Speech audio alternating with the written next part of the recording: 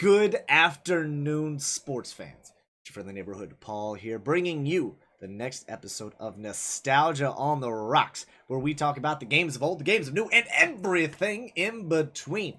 And I am joined by my lovely co-host, my partner in crime, the Tetris Camp counselor, probably Oliver. How you doing, my man? I found out an incredible fact this week about Pringles. So the man who invented Pringles, when he died, it was his dying wish, and his dying wish was brought to fruition. His dying wish was to be cremated and buried in a tube of Pringles. And that is what happened to that man. So out there somewhere in the American bumfuck Midwest is a tube of Pringles with just some old dude's ashes in there. How cool is that? I don't know if it's cool necessarily, but that is kind of funny that he would do that. Like, that's pretty neat little fun fact, and it's always interesting to see what the fuck you were gonna bring to the goddamn table every time. And now, ladies and gentlemen, I regret to inform you that the guest that we originally had scheduled for the show was unable to make it. That, of course, is Rumblepack. He said how do I put this? He said he had sand between his toes, and that he had to pick out each grain, and so he couldn't make it. We've all been there. We've all been there, and I understand it's a tedious process, but sooner or later we might get Rumblepack on if he can just clear out his schedule, which is why I'm so thankful that Will was able to make time for us such last minute. Will, how the hell are you doing, my man?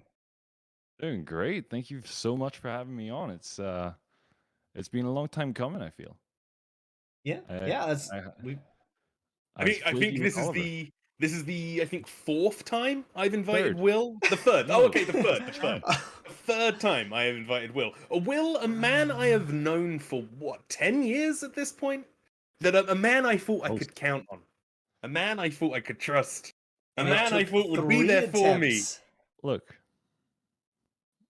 I didn't get past this part. Look, it is what I'm here now, right? Come on, get off my fucking back. Can I swear on this? Yeah, you already have. You already have. Yeah, I know. Well, we were gonna market this to kids, but now I guess we can. I guess now we can break out the alcohol. Look, the document had the pre-show document had swears in it, and I thought I had a free pass, but then I remembered my manners and thought I'd ask, and here we are. It's fine. It's fine. No going back. We still love you. Even though it took all. See, here's what's great about this. I don't actually like when me and Oliver we trade off on picking guests. So I don't actually know who he's gonna bring on until he's like, "Hey, I've got this person locked in. They're good for like around about this time."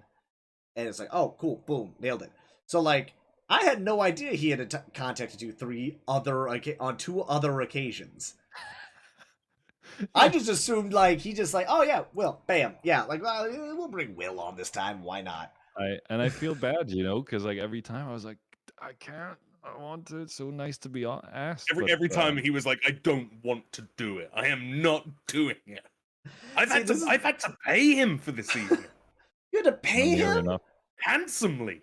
That's not coming out of On the Rocks money, right? Yeah. Not that this is really making any money, but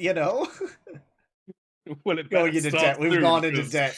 We are gravely in debt now. Oh, goodness gracious, ladies and gentlemen. Thank you guys so much for spending some time with us. And as is tradition for Nostalgia on the Rocks, we come together, we talk about the things that we love, and we have ourselves a chinky little bev while doing it. And as always, we're going to start off with Probably Oliver. What do you have, my man? Taking it fairly easy this evening. I've got a cross-country road trip tomorrow morning, going to see the in-laws, which is going to be good fun.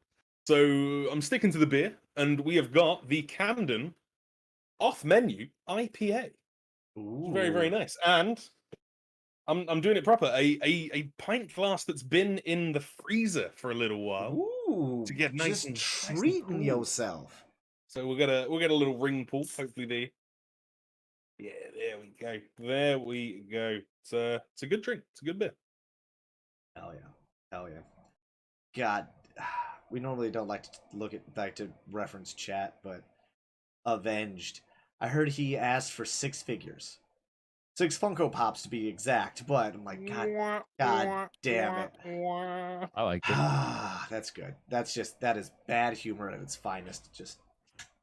It's what we do here on this channel, on every channel. Like I will say that with confidence. On mine, Ollie's, and Will's, I feel like we all just embrace that just good bad humor.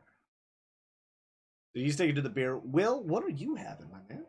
I'm also a beer man tonight. I'm drinking a pint of Rockshore Irish Lager because I live in Ireland and it's nice. It's nice. And also, look, I'm working tomorrow in the morning, so I thought, you know what, we'll put the rum over there. We'll keep it on the rum over there. we'll drink on the furniture, and we're gonna just stay with the classic. Just yeah. Okay. I've never actually had an Irish. I mean, I've had Guinness, obviously, because fucking Guinness. Right. Right. But I can't say I've had like an Irish lager. Honestly, I don't know I couldn't tell you what makes it Irish. It's just made here. It's just made here, and so we take pride in it. Look, I like No, it. I don't get it twisted. Like, I fully understand. Like, the amount of like the only reason I drink Budweiser is because it's made in St. Louis. Like, that's it. Okay.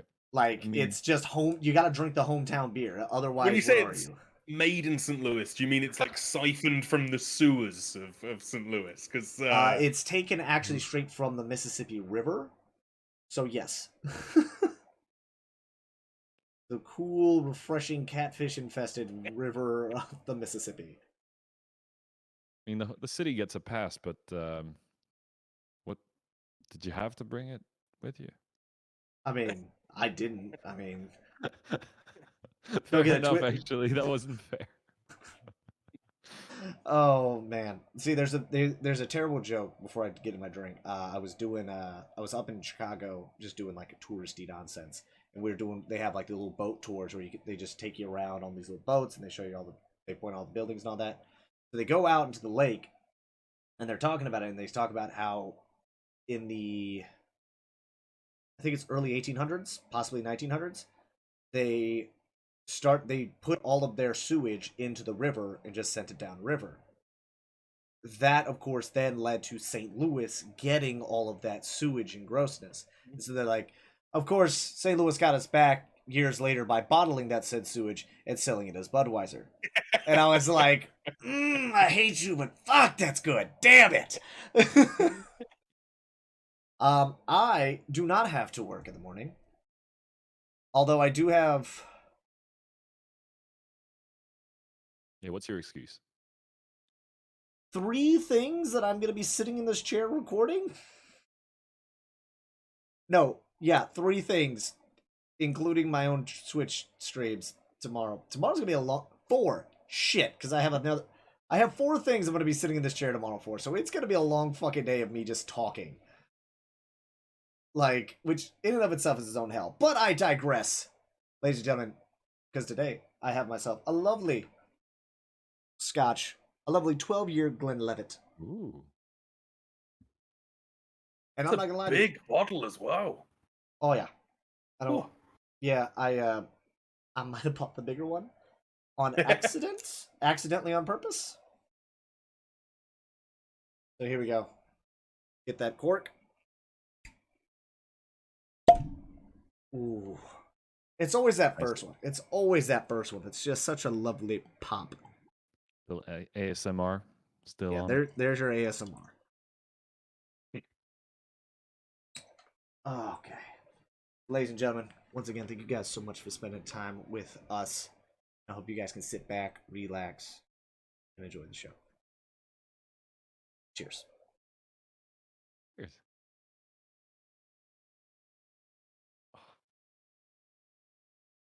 Good bit. That's nice, actually. Mm. I mean, what did you say the beer's name was again, Will? I don't. Rockshore. Rockshore. Like, I recognize the can, but I don't. Sure. Mm. I mean, I was gonna ask about like everybody here is in the British Irish Isles. Um, is freaking boiling, right? Yeah, I mean, yeah. like So I have to I've say this showed to it. you. It's literally, you can see right there. I work outside for a living. I'm an aircraft mechanic by trade. So yeah, That's a trucker's tan right there. that is a That's tan right there. And you know what the bad thing is, right? So I'm getting into some politics right out the gate here, so fucking send it. Um, at work, they have deemed that we are no longer allowed to wear boonie hats. Boonie hats, for people who don't know, are kind of those like old, like those little fisherman caps. You know, like the little hat. It's got like the little like flop, a bucket hat, if you will. For anybody who still has no idea what I'm talking about. I will. And we're allowed to wear those. We were allowed to wear those. They were issued to us. However, I have a feeling that there were a few individuals who were wearing them like, what's the term? Jackasses. By taking the little thing that goes around your neck, putting it up, and cinching it down so that way it looks like a cowboy hat. Because they were wearing that out there, which then kind of defeats the purpose of wearing it. So now, one kid shits the bed, now everyone has to wear a diaper. And I was like, okay, but on the real though, like, how much trouble would I get in if I'm wearing that hat outside? They're like, you could get in a fair amount of trouble. I'm just like, okay. So now I'm just still can't wear a probably hat? gonna wear the hat. So it's I mean- you can only wear, because like the flight line's weird and they have like certain rule sets and all this stuff. But yeah, like the long and short of it is like you're not allowed to wear those style hats on the flight line as of now, until they come out with guidance on like proper wear of. It's a whole big surely political. they understand you are of the like the red haired. Yeah, the persuasion. pasty ginger. Yeah, that was the I'm gonna joke say- when they said that. They So what was funny is they were briefing this at the meeting this morning, or a little roll call, like making sure everybody's there. And you're like, yeah, those wear the hats anymore. We're working on getting some guidance down from it, yada yada yada. Just as of right now, you're not allowed to wear the hats. And somebody's like, yay, skin cancer. And the guy who says it is like tan, like he's just a tan like farmer boy. Is just the best way I can describe this. Just country SOB. And they're like, you'll be fine. And I just looked at him, I was like, excuse me? And he was like, you won't be. Then I was just like, so I was joking with him. I was like, I'll go get a doctor's note saying that I have to wear a hat on the flight line. But that would be like me taking the pettiness pretty high. But man, do I want to. Just get a bottle of that factor 6,000 on you, like. Well, that's the thing. I have sunscreen, but then I have to carry the sunscreen outside with me all the time, and I have enough things in my pockets that I don't feel like carrying a can of fucking sunscreen with me. I digress. This has nothing to do with video games or the topic of the show. The topic of the show is not, in fact, skin cancer awareness, although you should always wear sunscreen. Doesn't matter how pasty or tan you are. Wear sunscreen. It's good for you. Not everyone agrees. I don't think there's a single person who said sunscreen's bad. But what we are going to talk about is something that some people do think is bad, which is difficulty in video games. Now, what I'm talking about here is the simple fact that there are individuals who think that a game company putting a easy mode in a game is wrong, and you should play it at the developers, like what they imagine the game difficulty should be, which has sparked a lot of debate and conversation about it, because obviously there are people very, like able gamers, stuff like that, where they can't do certain things in the game to that capacity. If I'm speaking correctly, I believe. And then you have other people who just aren't good at the game but want to enjoy the story of the game.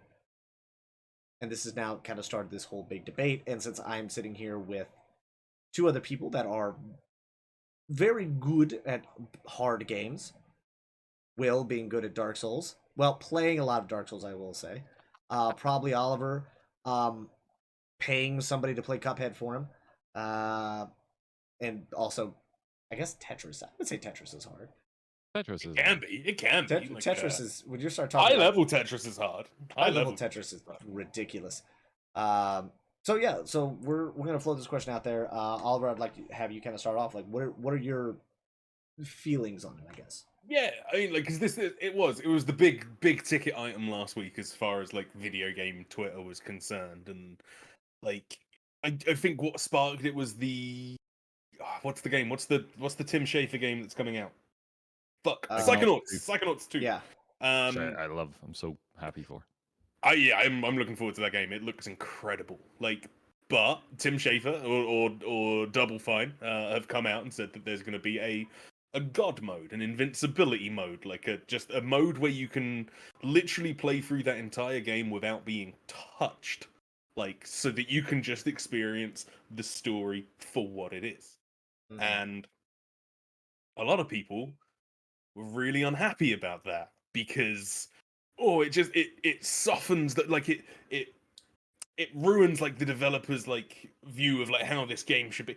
No, it doesn't. Yeah. For a start, like I don't think this is going to be like some mad debate on this show, because I think all three of us kind of come from the same place that, hey, everyone should be able to play video games. And kind of the reason I wanted to kind of put this in the show today was that, yeah, I think like it's important to like kind of like talk about how important it is that like people of any skill level, any ability level, any Will looking up at me is the most wholesome and distracting thing. What's the matter? You didn't say anywhere that I couldn't do it.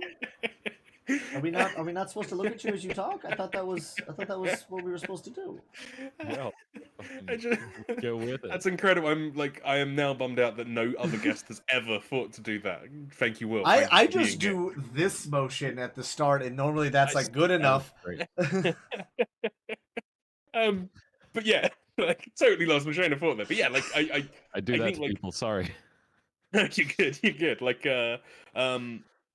video games are rad. Like, and I look back at like the amount of video games that I've never completed or never finished because of the fact that they were too hard or I couldn't quite get past a certain moment. And like I'm not like the best in the world at video games, but there are certain games that I'm pretty decent at. Like, I know it's become like a meme at this point, but Cuphead is one of my favorite video games of all time. I have a Cuphead tattoo. Like, I adore that game, and I platinumed it, and it's become a bit of a meme that, like, you know, it's not really me that platinumed it, it's my other half, or my fiance, or anyone else, or someone from the community did it, or I paid someone to do it. No, yeah, I did it, and I suffered through that game. Same with things like Bloodborne. Bloodborne, again, one of my favorite video games of all time. Earlier this year, Returnal, another game that I just absolutely will never stop singing the praises of those games. And those games do have their place in the world. But those games should also be more accessible. There should be easy modes to those games, as far as I'm concerned.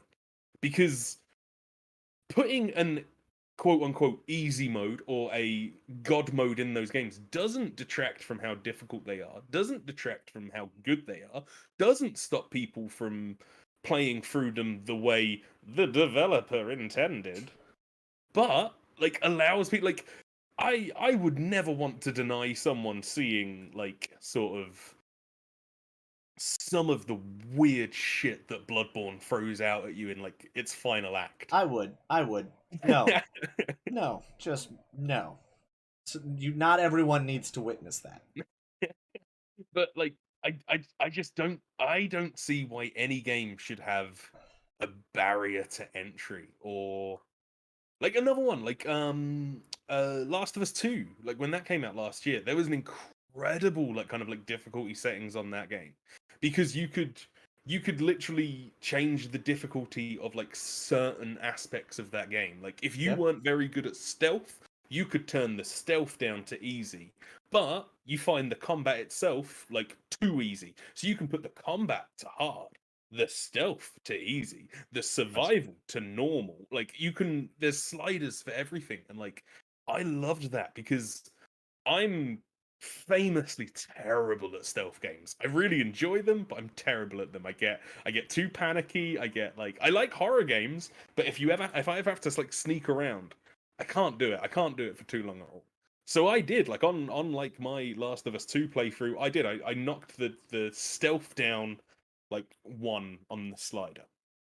But to compensate, so I didn't feel like I was quote unquote cheating at the game, I moved survival aspects up to hard so that I was finding less resources in the world. And like I loved that game and I loved the way I played it. Like I just and especially games like that, like games with such a in-depth and good story to them. I don't want people to miss out on that because of the fact that this boss was too difficult. I couldn't get past this singular moment. Like you don't get that in you don't like it's like the equivalent of like you're watching a film. Like you go and see if you go and see Black Widow at the cinema and like you watch like the first 40 minutes and then the film pauses. They come out with a written test for you and say, right, if you get at least 8 out of 10 on the first 30 minutes of this film that you watched, you can watch the next 30 minutes. What Oh, color yeah. socks was David Harbour wearing in the first scene? You're like, fuck, I wasn't paying attention to that bit. Like Gray. Reds? I don't know actually. I wasn't paying attention to his socks, but go and watch that film. That's a good film. Good film. But yeah, it's on my to-do list. It's great. It's good fun. It's good fun. But like, yeah, books don't do it. Films don't do it. TV shows don't do it. Music doesn't do it. So why do some people feel that games need to have a barrier to entry? Fuck Okay. that. Before I get, because I kind of have a point I want to make with yours, but before I want to hear what Will's got to say on this topic. Okay. I forgot half of my point during Oliver's, but no, bouncing You off had of it. notes. I did. You're right. Okay. All right. Oh God, the glasses came out. I wasn't ready for the prop comedy. Gee. Sorry. No, it's not genuinely they do help. So I've played Bloodborne. I've played all that stuff, and I'm like, it's hard to say, right? The question of like the God mode thing, that used to be cheat codes, right? Back in the day, like nobody had a problem with that. And now that they're just like an option in the game, okay, now you don't have to press a stupid combination of buttons that you found out online or from calling up the Nintendo hotline anymore to get through to it. Or that, right? You don't have to do that anymore to access it. That changes nothing to the fact that it's in the game. And like a ton of great games had those. Nobody cared. And I think, and this is like a slight tangent, but I think that the creation or existence of achievements kind of made people care more about this, right? Or at least made them a little bit more tense about the subject. I guess my other point was that, and Oliver mentioned Bloodborne as well. I saw a great tweet about this when it was all going down last week, which was that it's a shame for people, and obviously the games were marketed that way, right? Dark Souls, prepare to die, blah blah blah, right? Yeah. And that's one point, but it's a real shame that those games are reduced to, oh, this is really hard, right? I mean, there's so much more, like the interesting combat of the games, interesting design decisions, and just the atmosphere of it. And some stuff is in there. People have been replicating it for a decade at this point because of how good it is in the first place, right? That's got nothing to do with difficulty, but people like throwing those games out as an example, and it's definitely reductive to the games, if anything. Yeah. That's sorry. Go on, Paul, because I still have some thoughts, but I'm thinking It's Okay. better to hear You can yours. you can gather your thoughts. You can gather your thoughts. Yeah. No big deal on that one. Everybody, lend Um, me your energy. so that was kind of where I was going with it. Where what Will kind of touched on there a little bit, where the games that are marketed as being these difficult games, Demon Souls, Dark Souls, Bloodborne, Sekiro. I'm trying to think of another one off the top of my head, but like even Cuphead, right? Those games are designed to be challenging. They are designed to have a trial and error effect because that is what all those games are. Those games, even Bloodborne, which I'm not a big Souls player, I'm not a Soulsborne player, not a big one. I enjoy those games a little bit. I understand why people like them. Some people just love pain. I get it. But I also, when I was playing Bloodborne, I understood that nothing, very few things were actually unable for me to beat or to kill. It was just a matter of learning it and doing it over and over again. In the same way that it's boss design, it's level design. Of course, when you keep dying to the same boss over and over again, it gets frustrating. But sometimes it's like, okay, well, why do you keep dying to the same boss over and over again? I don't know. I run in there and I start hitting it, and then it hits me with the spray. It's like, okay, so stop running right at the thing. And when you see it do its like cock back to fucking bleh, it's fucking poison at you, start rolling out of the way. Like stop mashing the attack button. 1-2 move. 1-2 move. Like There's a great there's always a cadence. There's always a pattern to the fights. there's a really good Danny O'Dwyer like from No Clip quote. I can't remember the exact quote sort of thing, but he's talking about like Bloodborne and why Bloodborne is as good as it is, and he says that like those games, like the Dark Souls games, Bloodborne, things like that, they're not difficult. They're just you have to learn a totally different way of playing any video game that you played before. So like Dark Souls came out at a time when like third person action adventure games were all about like fully being like completely offensive, like and just or on the offensive, should I say, not offensive, like being like just attack, Yep. attack, like non-stop.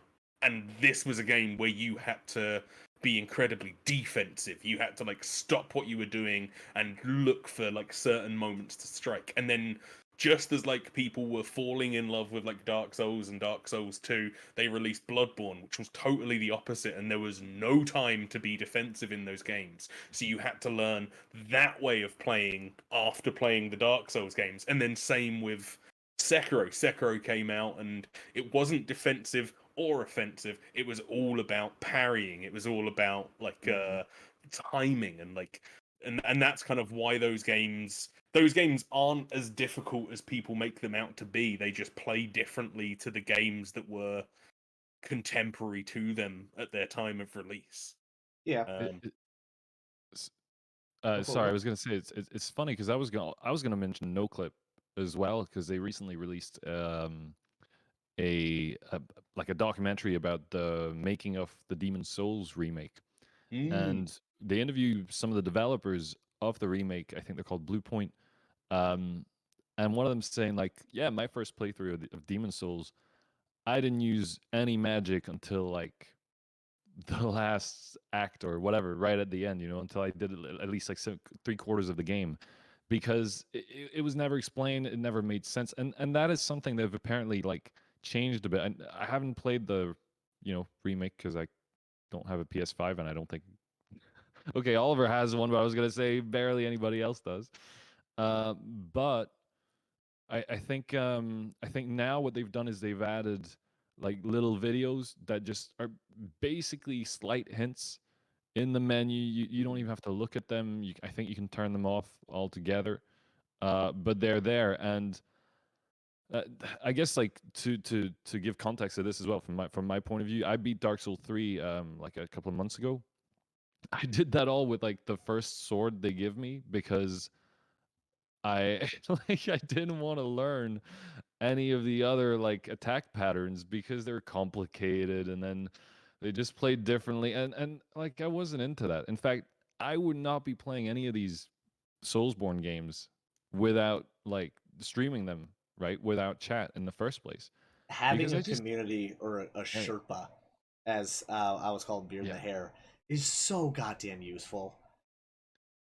exactly. Like, and it's like obviously I could look it up for myself and all that, but that seems like tedious. You know, if you're gonna if somebody's gonna tell you, okay, you're gonna play this game, it's gonna be well, not necessarily extra hard, but you're gonna have to relearn a bunch of stuff, and also a lot of the story is never told, and a lot of the mechanics aren't even explained.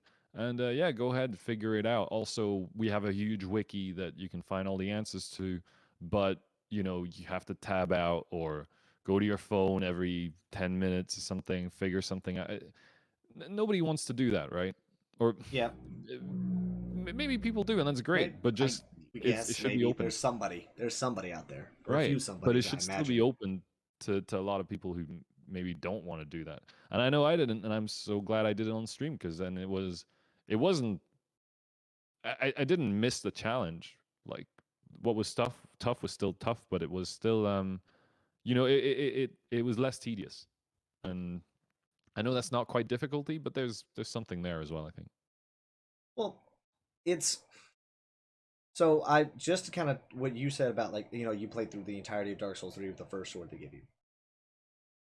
Never Dark touched Souls magic. 2, when I played that for the first time, this was back this 2014, maybe 2014, 2015, so like been a good long while ago. I was living in the dorms in military barracks. Um and my buddy, so I bought it, and then like the two guys next to me bought it as well, and so we were all playing the game at the same time. I put I think I killed 3 bosses in that game without leveling up. I did not know how or that you could level up in that game. I kept picking up weapons and armor that I could not use because I was not strong enough or didn't have enough high thing. And I was like, how the shit do I do this? And they're like, you go to the person. What person? The lady by the fire. When was that ever said? Oh, it's not. You're just supposed to know. And then Dark Souls 2 had a fantastic mechanic. Some would say the best mechanic, where if you die, you turn into like a zombie person and your health goes down. Oh Every yeah. single time. So it'll hit a point where you have no fucking health or barely any. Oh, and that was, if I'm not mistaken, if that can go like all the way down. I think. I might be misremembering. But like it just keeps going down every time you fucking die. So the game realizes, hey, I know you just died at this really hard part. We're gonna make it harder. Because fuck you. And then like there was a little ring that you could get that would like stop you Right. from degrading, like I think past like 80% or something like that, if I'm not mistaken. And How that do you was know to get like, the ring? and it's like, you gotta know how to get it. And that was the only reason I knew, was because one of my buddies bought the book from GameStop. He bought the Tome of Dark Souls. I was like, hey, I'm stuck. Give me the fucking book. And I'm literally flipping through the book trying to get the stupid things. And it was just like, how to beat Snake Lady. All right. How to beat Giant Rat. All right. How to not be bad. Still could never find that page. Still don't know where that page is. But allegedly it's in that book somewhere. And speaking just again, going even more off topic sort of thing, but it's just reminded me. I was tweeting about earlier this week. I had the Bloodborne collector's edition special like strategy guide that was this like hardcover, like beautiful book that like had just the artwork in it was incredible. It was written perfectly. Everything about it was so good. Had like an entire like illustrated bestiary, had like concept art in it, maps of every area. And I bought it like as soon as I completed Bloodborne for the first time. I went out and bought that book, and I was like, I'm going to 100% this game, and I did, and that book became my Bible for the longest time. And then I accidentally gave it to a charity shop around about 3 years ago. And it was when we moved. Like the last time I moved, there was just like a box of stuff, like old DVDs and like games and comic books and stuff to give to a charity shop, and it was accidentally in that box. And I've looked, like, every now and then I look on eBay for that book, and it sells for, I think I paid like 25 quid for it when it first came out. Sells for about 100 to 150 quid. And like, I'm like, I just when I need to buy you a Christmas gift. Oh, please. I'm gonna give it to you, and I'm gonna put something in that book, something inappropriate in that book, random page, and Tear out all the pages. Just, better yet, I'm just gonna get that. I'm gonna rip the hardcover off of that book and put it on a different book, and you'll be like, "Oh my, what? Did you?" Because now you're sad because now you were lied to, and now this is not the book you wanted. And on top of that, you know that I have destroyed the proper book. I would cry. I would break down in tears. I would scream. I would cry. And then that would be the last episode of Nostalgia on the Rocks. And it would be great. It would be the last day of your life on God's green earth. I would strike you down, Paul. And we'll strike you down with furious anger. This is just like Game of Thrones, huh? Yeah, exactly. Pretty much. But yeah, so that's like with those games being marketed that way, just to kind of try to rein us back in. Yeah, it does make sense why they're like that. But then people get like upset whenever you had games like Doom, or Doom Eternal, I should say more specifically. Wolfenstein. Well, actually, no, Wolfenstein nobody gave a shit. But like you have games like Doom Eternal, Wolfenstein, and I'm blanking on the other game. There was another game that's like just like fucking shoot 'em up murder fest, like Wolfenstein and like Doom. But those have easy modes. Like sure, they're like, can I play 2 Daddy? I think it's like what it's called in Wolfenstein, where it's like Blazkowicz, but he's got like a little like baby thing and a pacifier in his mouth, which is a little like, all right, fuck you. But it's also baby ass baby mode. I stand by Babum. Babum is absolutely necessary at sometimes. Doom Eternal, never finished that fucking game. Put it on Babum, still was just like, I don't like moving around like this. I don't like trying to like Doom 2016 I thought was a fantastic game. Doom Eternal, I was just like, it's just too much. I like some of the weapons and I like the coolness in it, but like it's just every time that fucking asshole that I forget what they're called, but the dude with the axe shows up, combat grinds to a fucking halt. Because that son of a bitch I have to constantly sit there and counter. I can't think of what they're called. The Marauder, maybe? But yeah, like, that sounds right. That sounds right. So it's just douchebag with the horned helmet and the goddamn battle axe is just like, hi, I'm here to slow you down a little bit. It's like, fuck.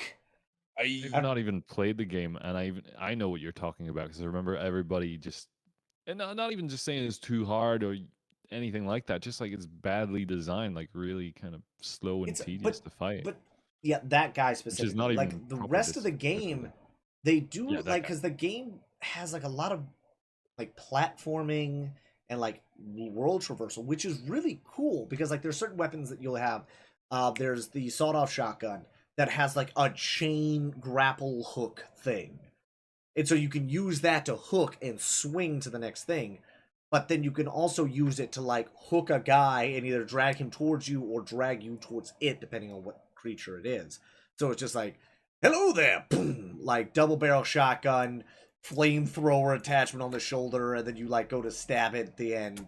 It's like, it's Doom, so it's just like heavy metal music playing in the background and you feel like a badass when it works properly and when you know how to traverse and you can like get that flow to it. But man, if you can't get that flow, whew, it's Yeah, just like I'm just shotgunning, just like boom. Oh man, I to be fair, I never really got that with Doom Eternal. I love Doom Eternal. I think Doom and Doom Eternal are neck and neck as far as like probably my two favorite FPSs of what now last gen. Like and because I like, but them having an easy mode, like Yeah. I played them both through. I think on normal first of all, and then Doom 2016. I got about halfway through on nightmare mode, and then kind of not gave up with it, but just ended up like losing my shit with it. Which was it was neither here nor there. Like when I played through that, but it having a nightmare mode, like it having the easy mode, didn't like take away from my enjoyment from it. In fact, I think because again, like I mean, because I am a parody of myself, I have the platinum on both of those games, and I think during like the cleanup for Doom Eternal, I think I played one or two of the levels that I needed to get like a couple of the collectibles. I played through it on easy, and it was far too easy and it was far too simple. But it didn't take away from my enjoyment when I played through it on normal, and then again when I played through it on hard. And I never did Doom Eternal on Nightmare, but one day I will. One day I will. And that's the next thing I just want to talk about is games putting fucking achievements for the difficulty of the game. Now I get it if it's like I understand in a way whenever you add like little bonuses to those, right? So like Halo, when you beat it on Halo 4, I believe it was. If you beat the game on Legendary, the little scene where like Chief is getting out of the armor, there's a like you get a little bit more where you actually see what John looks like under the helmet. That you could only, I believe you could only get that if you beat it on Legendary. I don't think you had to do a lasso run, but which is Legendary All Skulls On, which is whoo boy, let me tell you, that's a bastard and a half. Especially if you try to solo that shit. Whew, Godspeed anybody who can do that shit. But if you do that, you get like a little bonus thing there, which is cool, and like some would say that's a bit more rewarding, but at the same time, I can go and YouTube that, and that's fine. However, whenever you're like, oh, I really want to platinum this, or I want 1,000 it, or what have you, and it's like, okay, beat the game on this difficulty, oh, and then beat it on this other difficulty. Which on newer games, most of the time, if you beat it on like normal, it gives you the achievement for beating it on easy. Some of you older games, Devil May Cry, I'm pretty sure, you had to beat it on every single difficulty. The game devs were like, fuck you, play through my game 4 separate times. Because even Mass Effect is a fucking fault of this shit. Where you're like, oh yeah, you gotta beat the game on Insanity to get all the fucking achievements. Oh, but you can't unlock Insanity until you beat it on Hardcore. So you gotta play through at least twice. Now, don't get it twisted. Obviously, Mass Effect is kind of designed for you can play it differently, different ways. Sure, like you're not gonna be able to get all the achievements in a Mass Effect game on one run through. But when other games have the same thing of like, oh yeah, you got to beat on the hardest difficulty to get all the trophies or all the achievements, what have you, but it's locked and you have to beat the game 2 times through, and it's gonna be the same fucking game, and it's just gonna be harder.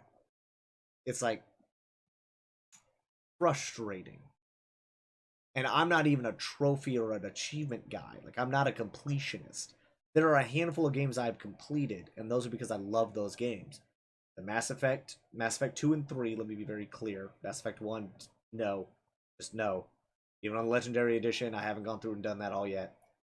Spider-Man, and I think there's another one that I've got a thousand gamer score on. Not counting, like, the Telltale games, because that shit don't count. That shit's like a Mr. Mayo of achievements. It's like you get them just by playing. But that's this is where like, and I know it's not quite the same, but I think this is something where people would be less bothered if just achievements weren't as much of a thing, or if there wasn't points or specific trophies linked to them. Like I play most of the time I'm playing on Steam or Switch. Mhm. And you know, Steam has achievements, but you don't get points or anything for like getting them. Yeah. And then my favorite achievements to get in those, or like the favorite way that I like to look at achievements are if, you know, it's something you wouldn't have done necessarily. Like the Outer Wilds has a few achievements like that, where it's just like, try doing this. You know, you get nothing for it apart from this thing that says you did it. But would you have tried if you didn't know that it was an achievement?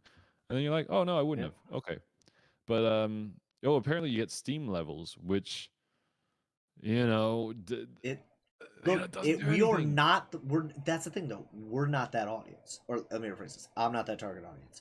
Maybe. Oliver is a known and celebrated trophy whore. So me and you will not the audience for this. Oliver, on the other hand, is, because there are some people that love completing the game. They believe that when they have 100% of the game, when they get all the achievements for the game, that is like the biggest, like, what the biggest, like, not thank you, but the biggest, It's like, thing to the uh developer. Like, I loved your game so much, I oh. did everything in it.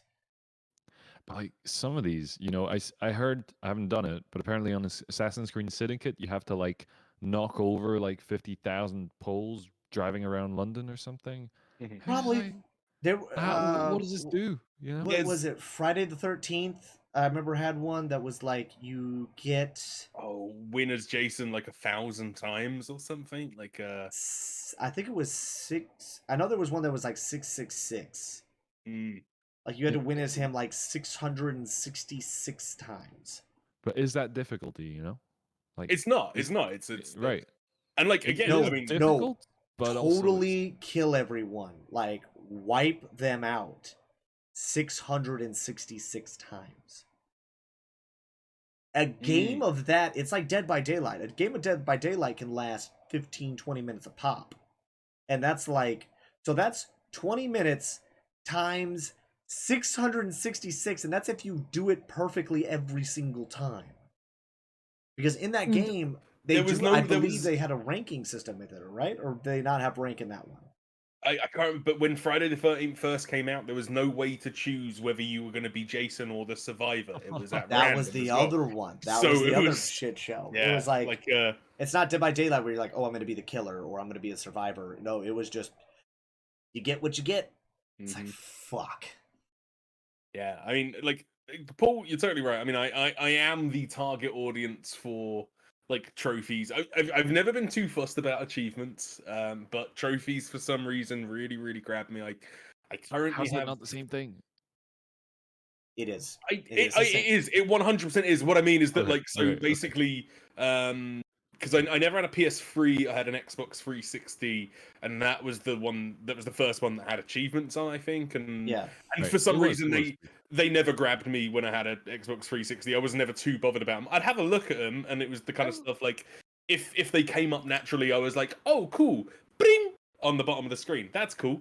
Bring. Oh, that feels good. That's a bit of dopamine. But when I got my PS4 and I it was when I got my first platinum. For some reason, I was like, oh, I quite enjoyed getting that. That was good fun. I'm gonna do Happy that more. juice.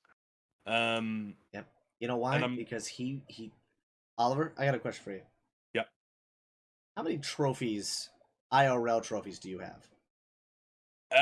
In real life, Yes, IRL trophies. I have one. I won the trophy for the best company actor for the Scarlet Pimpernel, which was a show put on by my weekly drama group back when I was 14 years old. So you have a trophy from when you were 14. Somewhere, it's buried in a box somewhere. Buried in a box. That, my good sir, is why you love trophies. Because you're like, look, mama, papa. Validate me, Have I please. made you? Please love me. Look at this trophy. It's platinum. No, I do. Like I am a bit of a trophy guy. I really enjoyed the trophy hunt. Like I think let's have a look. Let's have a quick look. TSM Oh no, we set profiles. him off. While he's looking, I was gonna mention about this, like the whole question of difficulty in single player games. Like if they made a god mode for Bloodborne, Sekiro, any of those, like I could not give a crap. Like great, Yeah, fantastic. Maybe more people will get to see the beauty of these games because they are like Sekiro is my favorite personally. I think visually is so striking and like so well done. Like I hope more people would get to see that, and it's more fun even if you're doing God mode, whatever. It's more fun playing it for yourself than watching a YouTube video, right? Um, so for that, like the only part where maybe I'm not as much of a believer is when it comes to multiplayer. Um, I think that's because I play a lot of Tekken, right? Mhm. Do you? Little, we were gonna get into that. We yeah, were gonna get into that. little too much Tekken, but that is something where difficulty, like, it's just an extremely complicated game.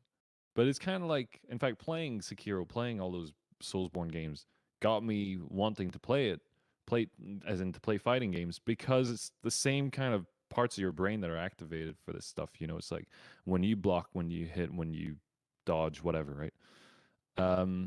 But then I yeah, I guess what a multiplayer game needs for, I guess, accessibility for opening for difficulty, and I'm thinking fighting games specifically, but anything multiplayer that takes a little bit of skill.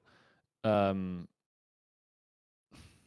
I guess what it needs is both like a good tutorial, which is getting more common now, but so many fighting games just don't have, and I guess like a ranked system that isn't bad, and that's extremely hard to make.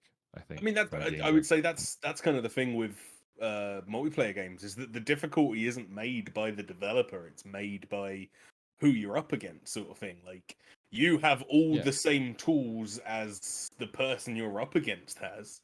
That said, there's a Um, question of balance there too. oh, of course there is, and like that's the. I think that's a much deeper issue, sort of thing. Like True, true, because true. I mean especially when that. it comes to things like fighting games or like competitive games like that, Mm. because how deep into the minutiae are you going to go as far as like and like for instance with um let's say Tekken, who's the publisher of Tekken? Is it Bandai Namco? Is it Bandai Namco, Namco? yeah, Yeah. No, yeah, yeah. yeah. Like how like what's the investment like turnaround for them as far as like putting together like an incredibly good like server team that are going to match make the right people with the right people? Mm. It's not profitable for them, and at that point it's like it's a shame that you are like, because I mean I've watched you play Tekken. I've been a lifelong fan of Tekken. I'm not very good at Tekken, but I've Same. always enjoyed it. Same. I like But Paul with the Slim Jim hair. oh, absolutely. Like I'm an Eddie Gordo or a Lucky Chloe main myself. I hang on, hang on. I'm gonna let you finish real quick. Hang on. How do you say the guy's? He's the. I remember his alternate costume was always like a cowboy themed thing, but he just kicks a bunch. It's like how I never know how to Boring. say it. That's who I. that's That's who Will's I play. main. It's. Say his name one time.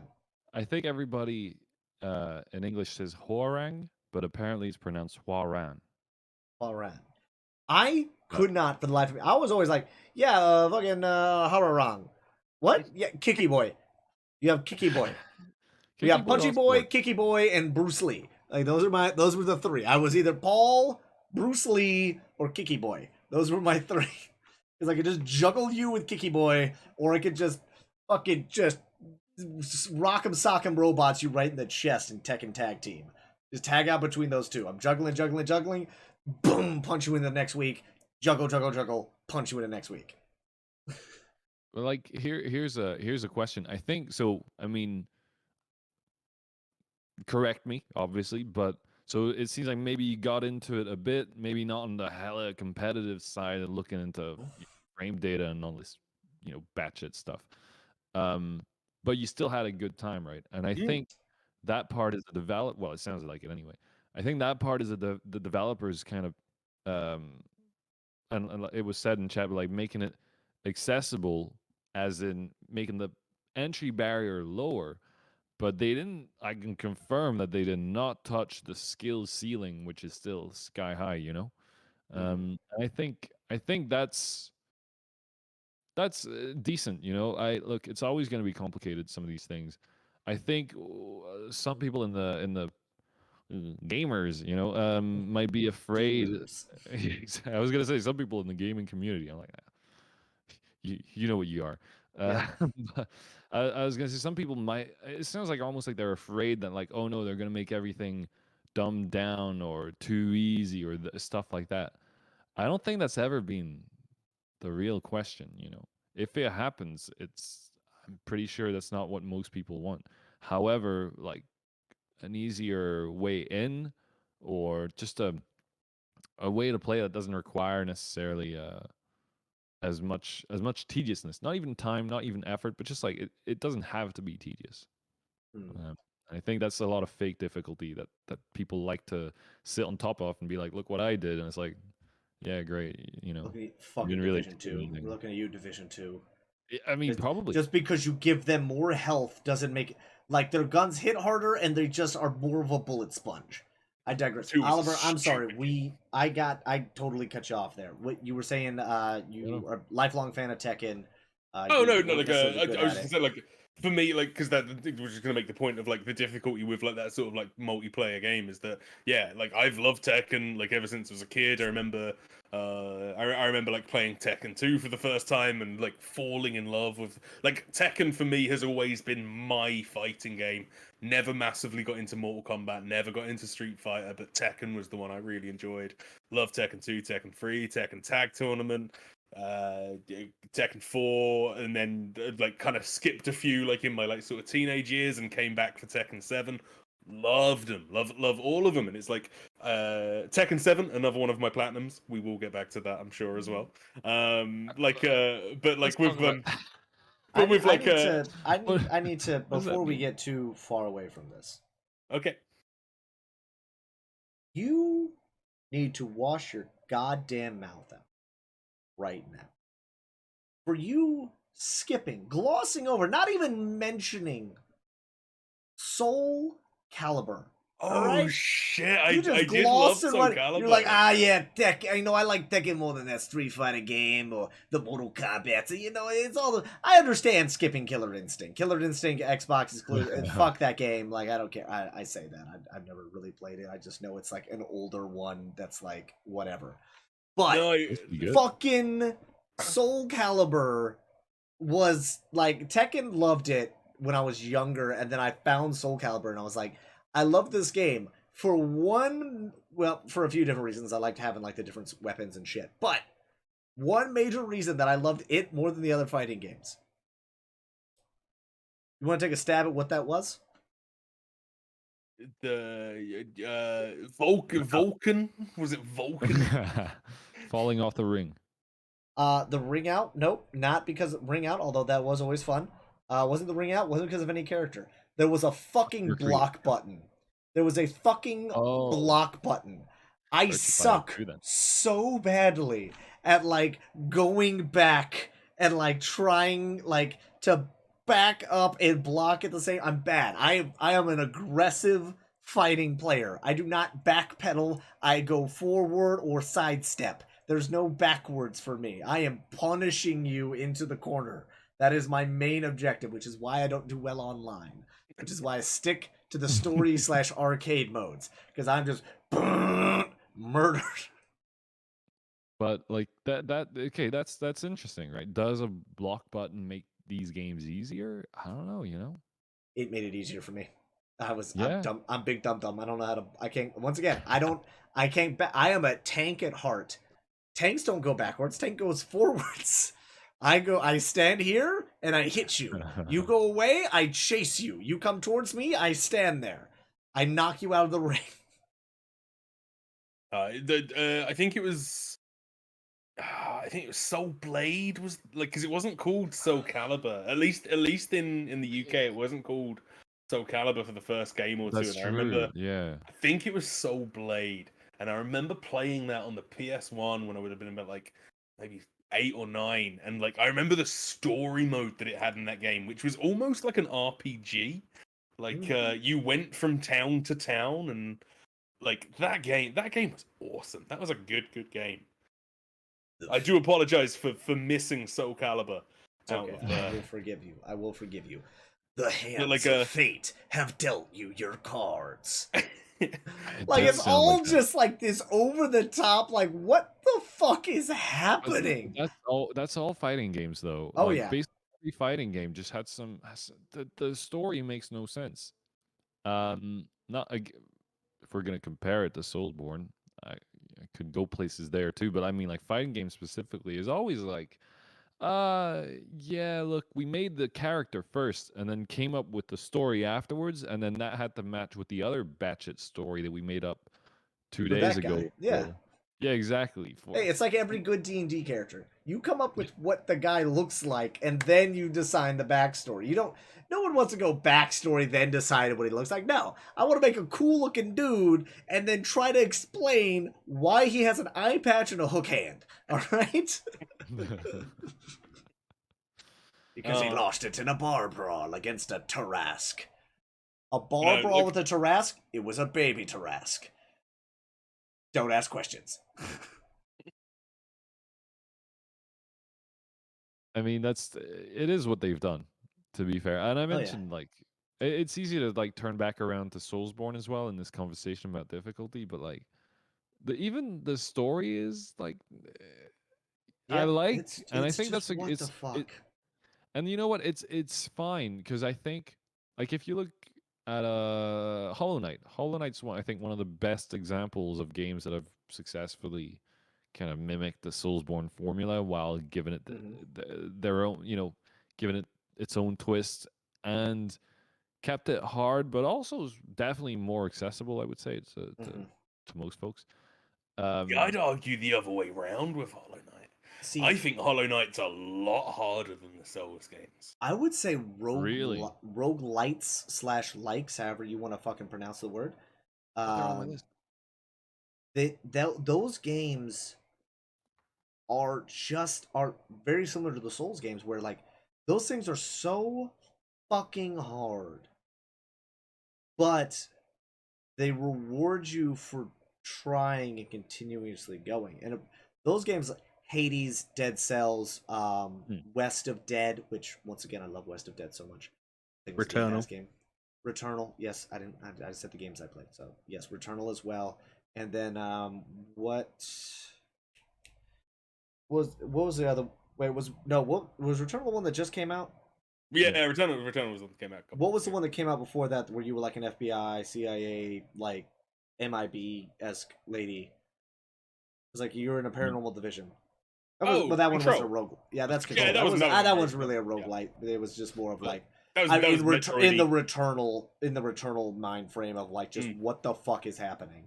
But yeah, so like in your roguelites, like those follow a very similar pattern to the Soulsborne game, where it's like you run through an area, you learn the enemies, you learn how they fight, you learn their tactics, you beat them, you go on to a new area where you have to learn new enemy tactics, new enemy attack patterns, new ways how to beat them, and then you keep doing that. So you die, you go back, and it's like the more you learn about the enemies, the further you can get into it.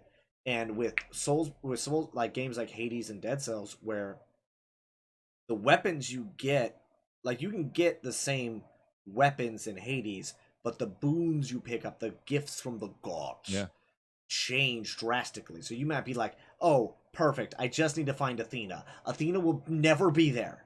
If you want Athena, she gone. You ain't gonna get there. You know what you're gonna get? You're gonna get fucking Aphrodite, and you're gonna get fucking Hermes. Which there's nothing wrong with those two, but they're not who the fuck I need, alright? I need Wine Bro, Poseidon, and goddamn Athena, alright? That's who I need. I want waves, I want fucking booze, I want waves, wine, and deflection. That's what I want.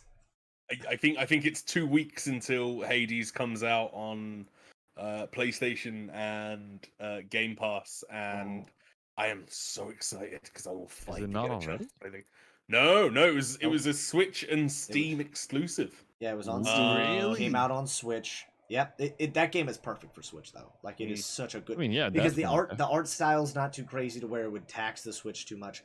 This all the stuff in that's great.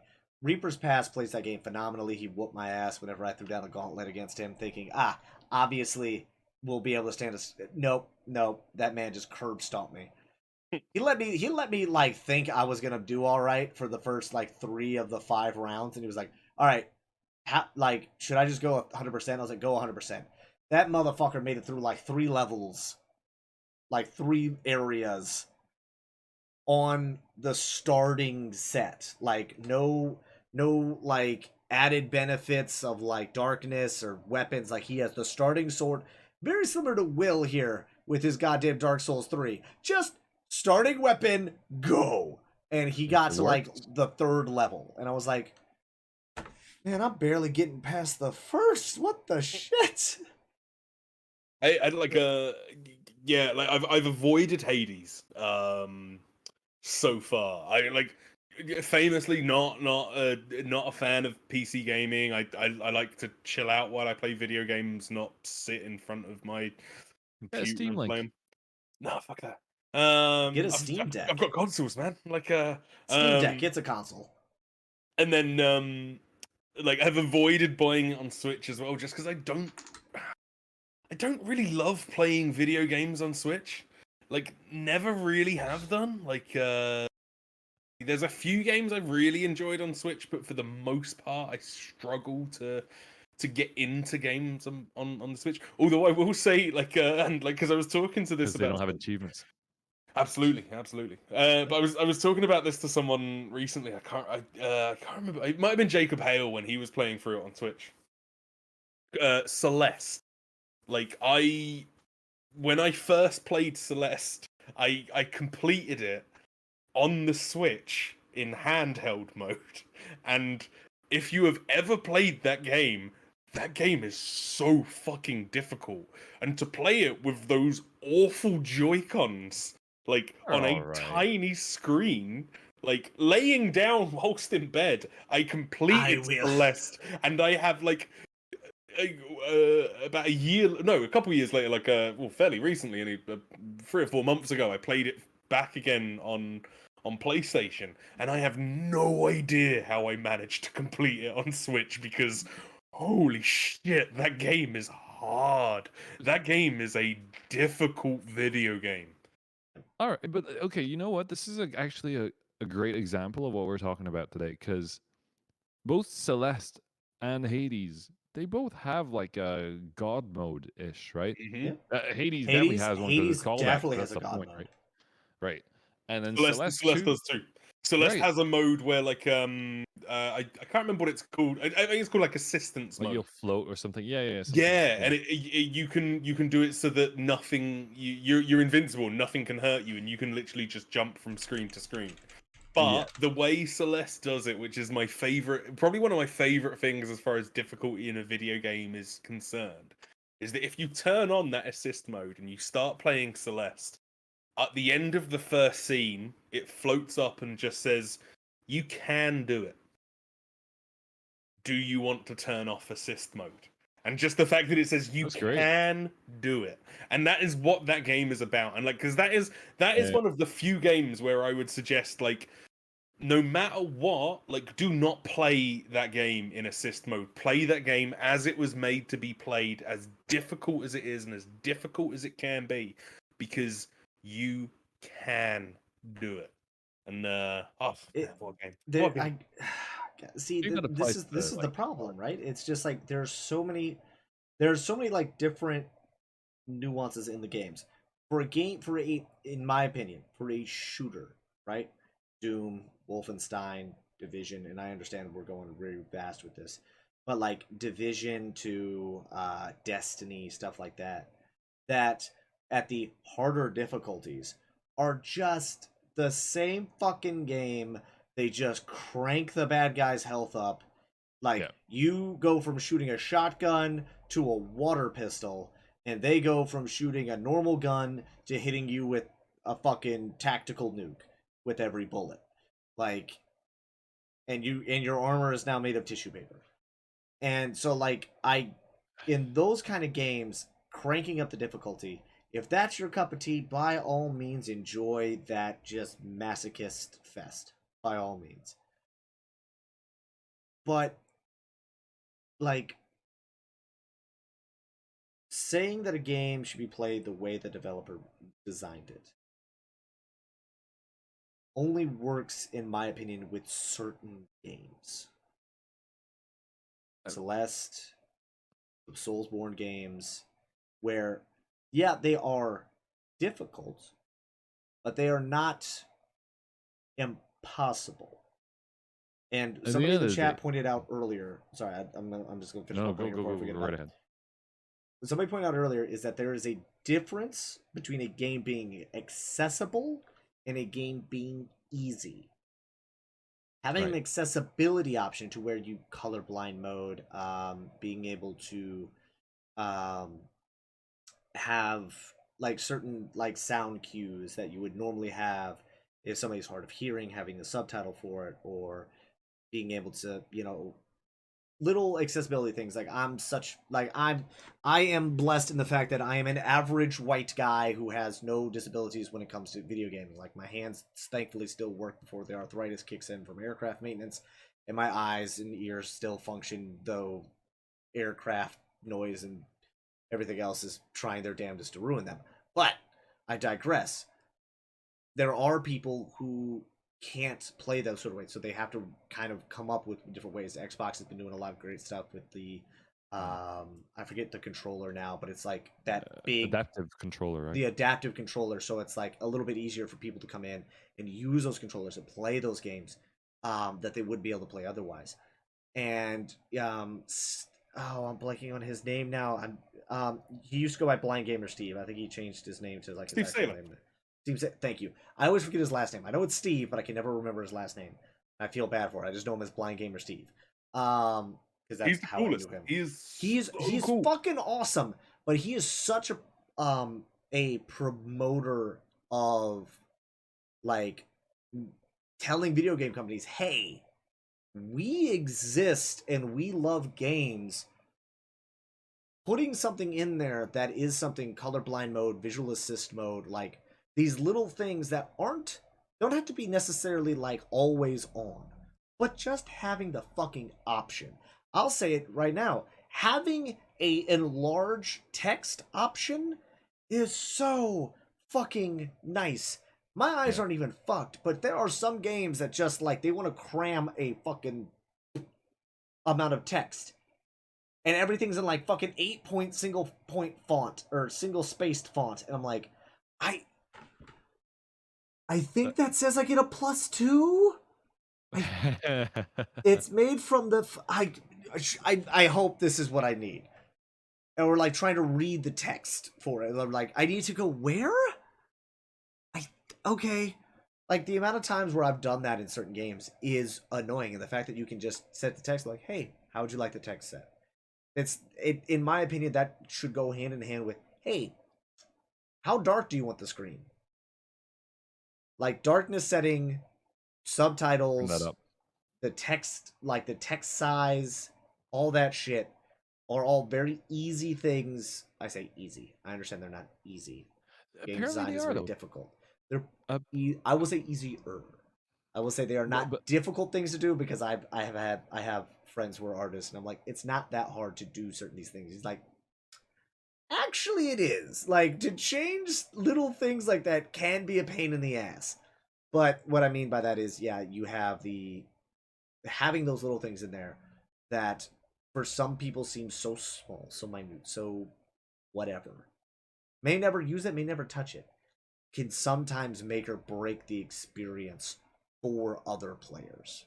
well, I mean, literally, it's just the matter of for some people it'll be like, oh, you added this in, now I can play your game. Before that, it was totally unplayable for me, and now I can actually do it. I think this is something, and I'm seeing in chat like talking about Last of Us 2 again, Yeah. which I loved hearing earlier. Oliver talk about the difficulty options, like the adaptive ones. But it's great that it's got, it's great that it's got accessibility as well in mind. And all this stuff can be like, you can just start with that. Apparently, Game Maker's Toolkit on YouTube has a great series of video about accessibility in games, talking about a lot of stuff. And look, I follow a fair few game devs on Twitter, and when this came up, not just last week, this is a recurring conversation. I think It kind of in the comes around the industry. water cooler about every what 3 8 months, months. 6 months, yeah. Yeah. And for a lot of them, they're just saying, yeah, actually, this took me like 10 minutes to do a couple of sliders for, text size, subtitles, background color behind subtitles, just all sorts of just little things. And it's not easy. You can sorry, it's not difficult apparently. And again, on the art side, that's probably something else. There's probably a lot more bigger changes have to be done, but like option sliders and stuff like that, apparently, you almost have to go out of your way to not do it. But it's such a difference, if suddenly, and I obviously, I think if you're a AAA game, whether it's 10 people, again, I'm totally inventing numbers, but like 10 people can't play your game, you're like, oh, whatever. That said, if suddenly those 10 people can't play your game because there's a setting like in Last of Us 2, then you're looking at such good publicity, because any of those 10 people could be like, I mean, a lot of these, I think, I guess disabilities is the word, um, can be just really mundane things. I saw in chat that we were talking about dyslexia. I know there's just any side of short sighted, like really common stuff. It can go from anywhere from. Mhm. I remember as a kid, Oddworld, Abe's Exodus has like these mines that you have to touch. They go from like red to green, and if you touch them when they're green, they're disarmed. If you touch them when they're red, kaboom. They're the most Um, anxiety-inducing thing in video games of all time ever. Like, they're not too bad because there's a sound as well, right? But there is, again, there these is. are look. I had a friend But at if the you're time. colorblind, I had a friend who was colorblind. Exactly, and he told me as a kid, "Oh, they always get me." And this was like I was, I don't know, 8, 9. My colorblind neighbor was like, yep, I can't do this. Come do it for me or something.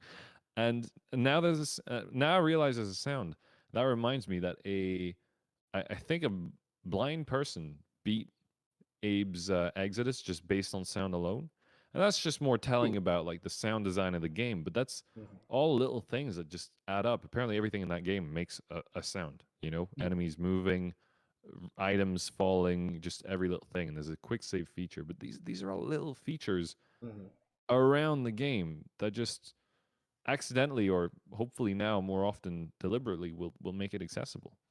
I And mean, then it is a shame that we're only really getting to that stage now where it's like deliberately accessible, and like, because like on The Last of Us 2, like the accessibility options in Last of Us 2 are incredible, and it's like, granted, like, I mean, I'm very fortunate. I mean, I don't have any like I don't need any accessibility features. Like, my eyesight's terrible, but I'm fine. Like, I can deal without turning in on any accessibility features whatsoever.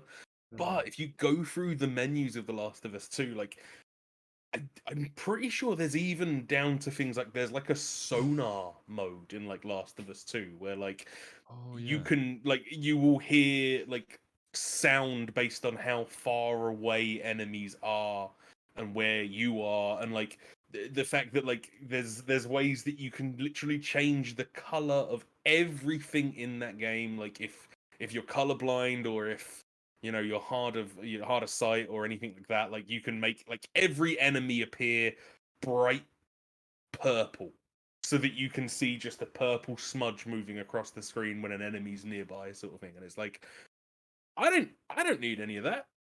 I didn't need any. I kind of flicked through those menus because I'd heard their accessibility stuff was that good, but I didn't need any of that stuff. Mhm. But the fact that it made even one person more able to play that game, that's a net Yeah. win. Like, that's Yeah. like, it didn't take away from my experience, because like as well, I mean, not to go back to like trophy sort of thing. I've not got The Last of Us 2 Platinum yet. I will do soon, but I've not got it yet. But like some of the accessibility options make it a lot easier to kind of get that platinum. Like And you I was can gonna turn say, on all collectibles show up as blue, and then you can just instantly like pick out the blue parts of the map, sort of thing. Mhm. I was Like, gonna say, Oliver, if you got the platinum doing that, I would have. yeah, Who yeah, cares? exactly. Like it's kind of, but like that sort of stuff. It's like, yeah, I mean, it will help me out doing that sort of stuff. Cool, but it will help other people out, like discovering that story. And I genuinely think like there is a lot of discourse about The Last of Us 2 and the story in The Last Yeah. of Us 2. But like I genuinely think everyone should experience the story of that game, because Just be for me, emotionally ready. That's all I'm gonna say. Just be I've emotionally spoke about it before on this podcast, sort of thing. I loved that game so much, and that story resonated with me so much that literally the week after I completed it, I went and got a Last of Us 2 tattoo. Like I just adored that game. Like the bones of it just spoke to me in every single way. And You know what? everyone should experience that. And the fact that there are accessibility modes that, yes, can make that game, a pretty difficult game, a lot fucking easier, but it will allow people who were unable to play that game because of sight reasons, speech reasons, hearing reasons, mobility reasons, anything, they're able to at least experience the story being told by that team. Fuck it, more power to them. And every game should have that. Every single game should strive for that kind of accessibility. So there are two things I want to point out right now. Mhm. First off, just sticking on topic with this, the fact that there is now an award given away at the Game Awards for accessibility That's makes me good. think that most game developers are going to make this are going to put more thought into it, if for no other reason than because they can put another award, they can put that they might win an award on them or nominated for like this thing, right? Mhm. Second thing is, I realized that I wanted to talk about this so much with y'all, I completely glossed over what we've been playing. I And we know, are I know. still an hour, we are still like a good solid hour or so into this show. A god damn, man. Just this has been I've really enjoyed this show, and I want to say thank you. Because there are Me? yes, you. What do you think I'm gonna thank Oliver? He's here all the time. Oh yeah, fair enough. Well, I want to thank you so much for Uh, coming on the show. I understand, it took Oliver a little pestering and a little prodding and poking to get you on here, but we eventually made it happen. I'm Just let glad. me know how many pop figures I gotta send you, and we'll make do on it. Like we'll round it down to 3, Ran it down to 3. I'll take but that. one of I'll them take that. has to be collector. I'm not backing down on that one. Would- I But like on with like talking about Will sort of thing, one of the things I wanted to dig out before this podcast but couldn't find, unfortunately. Like as I said at the top of the show, I've known Will for about 10 years in real life. Will went to university in my local town, sort of thing. He's a good French Irish boy who decided to come to university for some reason in the southeast of England. And like we became friends at that point through a shared love of video games and punk rock. And somewhere around here, somewhere in this flat, buried in a box, I've got a very French copy of Assassin's Creed Brotherhood, which I borrowed from Will at some point. And I wish I could have found it before we had this show, because I would have just so loved you'd to be have. like, and I would never give And it I back. would never give this back to you. Just keeping it warm for me. Just exactly. Like but no, like it's like I mean us missing the what have you been playing sort of thing. I struggled to put anything on this week because like what have I been playing? I played a little bit of Fall Guys. It's all right. That's it. I've played Fall Guys, Call of Duty, and I've been setting up D&D. That is it. Which we're gonna talk about D&D once the show is done on this. But Will, what have you been playing? But sorry, I do want to know about D&D, but I have a good one I've been trying to play that actually links into the topic, and I only realized that kind of recently. Let me hear it. What is this game? Let me hear it. Chat, don't listen for a second. It's Dishonored. I've been Oh, watching. okay. There's tons of videos out there about Dishonored 2 and how it has one of the best, smartest levels ever, like Clockwork Mansion level, right? Mm. I love watching some game design essay videos, and so there's a lot about that one level. So I want to play, but I want to play through Dishonored 1 first because I started 5 years ago, and then halfway through it, I don't know what happened. Something else came out, and I played it instead, and then never got back to it. Even though it's my jam. I love stealth games. I love the freedom of it. I love that kind of thing where you kind of Mhm. choose how you want to do everything, how you want to approach everything. That's absolutely my jam. But I'm playing through it now, and I'm like, man, it's a bit of a hassle. I kind of want to get through it to get to Dishonored 2. To get to the cool stuff. Right. And the game, and like I'm playing right now, I'm just at the start, so I've already done this stuff. And so I started it on normal, but like kind of halfway through the first level, I was like, you know what? I'm just going to put this on easy, and you can do it from the menu. And, Yep. if it saves me a couple of headaches, like I'm just glad it's there. Yeah. I'm just glad it's there, and I'm And still enjoying it. that's kind of the thing is like with some of those older games, especially with some of those older games. Just being able to put it on easy just to be like, I do not have time to replay this and all it's I Yeah. remember this part being a bastard. We're going on easy so I can just run in here, stab you in the face, and leave. I don't feel like sleuthing around upstairs for 30 minutes trying to get behind you when I can just easy mode it and Right. just rush you like a mad lad. And I was thinking of that too, because in that game, if you don't kill anybody, you get a Oh, better ending. And I am trying to like, if you get, you get bonus points for like being like ghosting, and it's yeah. not like Was Tinder it in those was it games. a ghost run or a pacifist run or some shit like Uh, that? Yeah, a ghost run is like when you never get seen or trigger an alarm at all. Yeah. Pacifist is when you never kill anybody, and then there's like in that game high chaos, which is like just murder everybody who cares, right? Murder But you get like hobo. exactly. And you get like different like endings based on that. And then it hit me also that like, you know what? Like, yeah, I could go through the tedium and like because you can save and restart, and it's Yeah. tedious, right? You can get seen really accidentally, really easily sometimes. You think you're doing everything right, and like, oh wait, I didn't look through the lock before opening the door, and now there's a guy here. Great, let me reload my save and do half the mansion again.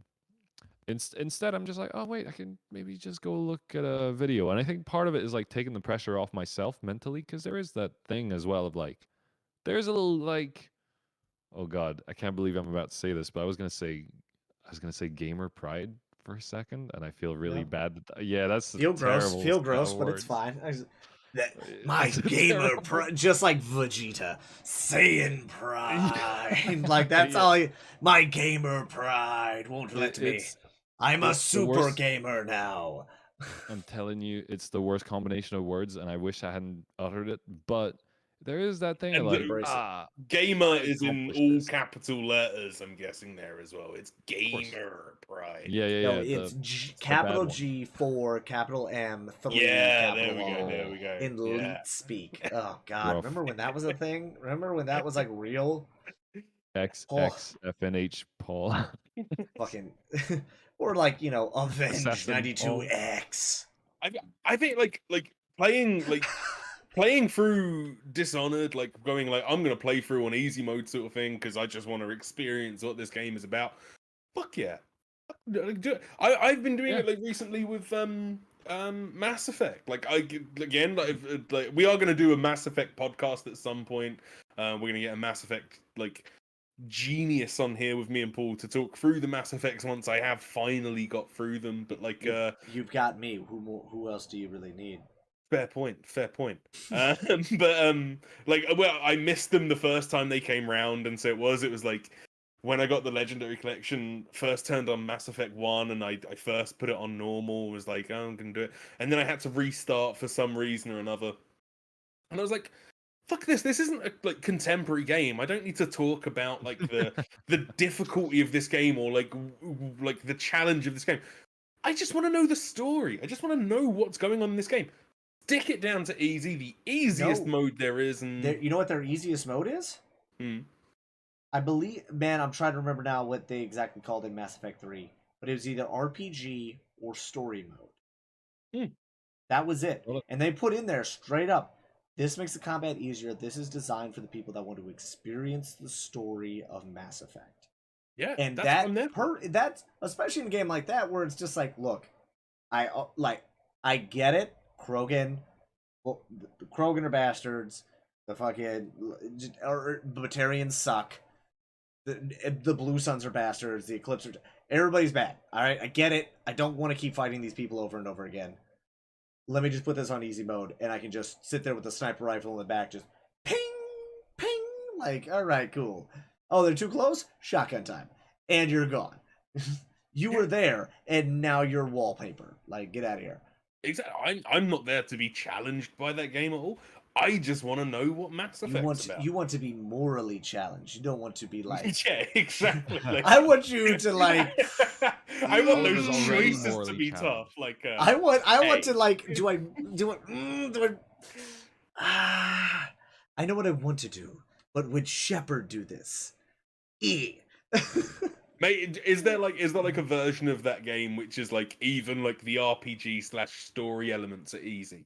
So like the choices you have to make, or do you have a hug or do you have a cuddle? Like it's sort of do I hug with both arms or just the one? Like, that game already has a pretty easy going whenever you gotta tell which one you want to do. All right, do you want to be the good guy or do you want to be an asshole? Do you want to be renegading it up? Dude, Renegade is so fun. Renegade is like what will destroy your soul, but man, will you feel good at certain times. Now the question is, where are you in that game right now? In that series, are you still in 1 or did you move Still on in 1. Still in 1. Still in 1. When you get to 2, if you're keeping the Renegade going, do not upgrade your med bay. It will not affect you in the final mission. Will not do any of those things. Upgrading your med bay in Mass Effect 2 and Mass Effect 3, I believe, it will heal your scars. So, like, because, like, in Mass Effect 2, spoilers for that game, you die at the beginning. Oh, fuck off, Will. You die at the beginning, and then you come back, and then, like, you have implants. And depending on how good or evil you are, they kind of go a little Fable with it, where if you're evil, you will see cracks in the implants, and like a red like light will shine through. Same thing on like you'll get like a little red shit in your eyes. But if you're good, you look normal. But if you upgrade your med bay, it doesn't matter. You'll just look normal. It's one of those things where it's like, stress and making shitty choices make you look shitty. So we could upgrade the med bay, and that might counteract the effects. Because there's some people that don't want to see that. No, if I'm being the demon, I want to see that I am being the demon. All right, I want to see, because honestly, it looks badass. It's like male or female Shep, you see those scars, and like especially because like you'll have some instances where you'll be like at the nightclub and it's dark, and it's just those eyes piercing through the shadows, and you're like, "Ooh, I'm gonna get the job done," but man, I don't think I'm the good guy. I'm the protagonist. I am not the good guy. Those are two different words. Those words don't have to be meaning the same thing. It just means I'm the main character. The main character can be a bad guy. That's why I love about Mass Effect. Fuck, I love those games. I need to get back to it. I've gone on a hiatus from those games strictly because I've been doing a bunch of other shit. Yeah, I need to get back to them as well. Like I finished as like a brief like what have I been playing, finished Final Fantasy VII remake last night, but I've completed that game before multiple times, like and as a side note on like the bullshit of difficulty, like especially with difficult trophy or difficulty based trophies, like there is a trophy in Final Fantasy VII remake to complete the game in hard mode, which only unlocks after you've completed the game once. But hard mode isn't harder. All hard mode does is locks you out from using items and doesn't let you replenish your MP. Like, so it's not more difficult, it's just more annoying. It's just Wait, more annoying. you can't use any items and you Nope. can't replenish. What do you mean you can't replenish? Like you can't replenish MP during combat? Nope. The only time like your MP resets like back to maximum at the start of every chapter. But you So even when can't you like sit on the bench and like Nope. chill. Nope. MP stays exactly as it is. So you have to go Very- chapter by chapter with the same like you have to plan out each chapter with your MP. So it's not harder, it's just more annoying. It's just There is something I really want to say here, but I'm not going to because it's going up on on YouTube later. However, let's just say that it's really fucking dumb. I'm gonna say instead of what I want to say, which is something I definitely probably cut before I throw it up on YouTube, and we'll talk about it after we're done with the show, which is unfortunately sports fans right now. I want to thank everybody for stopping by today. If you guys are watching this on YouTube, please make sure you go get down to the comments. Tell us what you think about difficulty video games. Do you like it? Do you hate it? Do you think they're necessary to have? Or do you think that we should play the game as the developer suggests? Either way, please let us know down there. Make sure you hit that like button. And if you have not already subscribed, please power bomb that subscribe button. Get all 7 of your alt accounts. Subscribe with those. Get your dad's account. Subscribe. Your mom's account. Your brother, your auntie, and that cute barista from down the road. Sorry, Mike, I stole it. Don't care. Subscribe. We're on our road to 100. We believe right now, as of recordings, at 79. Come on, sports fans. You got this. Ladies and gentlemen, thank you guys so much. Oliver, as always, thank you for being just the wind beneath my wings, the rock from which we have built this church, as always. And Will, thank you so much for filling in. I know, we contacted you once again last minute because Rumble just could not find the time. But I'm so glad you did, Will. Where can they find you? First of all, a huge thanks for having me on. I was really looking forward to this, and it was just as good, if not better. No, just as good, if not better than what I hoped. Like thank you, thanks again. And look, I'm Will. You can find me over at Will's Mediocre Gaming channel at twitch.tv/Will_WMGC. I'm also on Twitter and Instagram at Will_WMGC there. I also have a YouTube channel. You can find it through any of those. It's all linked together. It's all a big conspiracy to get you to watch my stuff. Oh yeah, Will. Ladies and gentlemen, that will do it for us. So thank you guys once again. And until next time, have a good one. Stay safe. Thank you so much for your cheers. See you later.